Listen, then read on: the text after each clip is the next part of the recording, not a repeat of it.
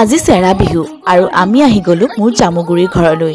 যিহেতু চেৰা বিহুৰ দিনাখন আমাৰ জামুগুৰিৰ ফালে কচু ঢেকীয়া মানিমুনি এইদৰে ভাজি খায় আৰু শাক তিতা খায়, সেইবাবে দেউতা মই এখেত পথাৰৰ ফালে আহিলোঁ কচু আৰু ঢেকীয়া বিচাৰিবলৈ।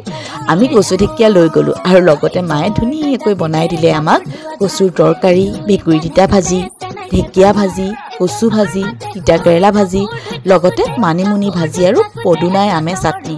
আপোনালোকৰ ফালে চেৰা বিহুৰ দিনা এইদৰে খোৱা হয়নে জনাবচোন। আকৌ ভাত পানী খাই বৈ আমি আহি গ'লোঁ ঠেলামৰালৈ, মানে আমাৰ ঘৰলৈ।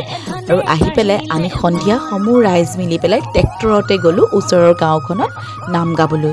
যিহেতু আমাৰ মানুহৰ বিহুৰ দিনাখনৰ পৰা গাঁৱত নাম গাই থকা হৈছে আৰু গাঁওখন শেষ কৰি আমি ওচৰৰ গাঁও এখনত গ'লোঁ।